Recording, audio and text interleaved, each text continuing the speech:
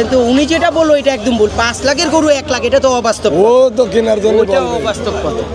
5 লাখের গরু 5 লাখ না হোক 3 লাখ 3.5 লাখ হবে, এটাই হবে, 4-এর নিচে নামবে। জুতোর দোকানে যাওয়ার পরে আপনার পার মাপের জুতো যদি না থাকে, এক সাইজ ছোট হয়ে গেলি বলে কয়দিন পায়ে দিলি বড় হয়ে যাবে, এক সাইজ বড় হয়ে গেলি বলবে কি ভালো আছেন তো না, যে কয়দিন কি বলতেছে নাম্বার রাখার জন্য? আমার নাম্বারটা রাখেন আপনি, যদি আপনার কোনো ইয়ে হয় আমার ফোন দিন। না ওই রকম ভাবে হবে না শোনা।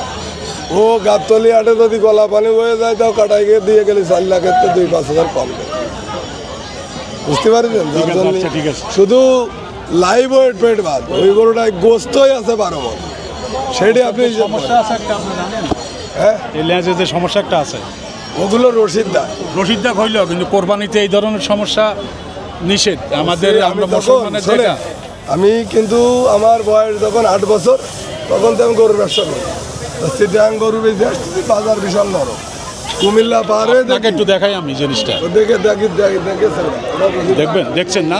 দেখছেন, থাক দেখেন না, থাক থাক না না ওটা দেখেছে না, দেখাই এই যে ঠিক আছে, ঠিক আছে, দেখাই।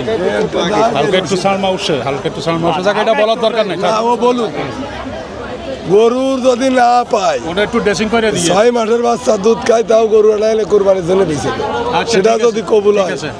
এই একটু লেজের রশিদি খেলায় গেছে হবে না কার?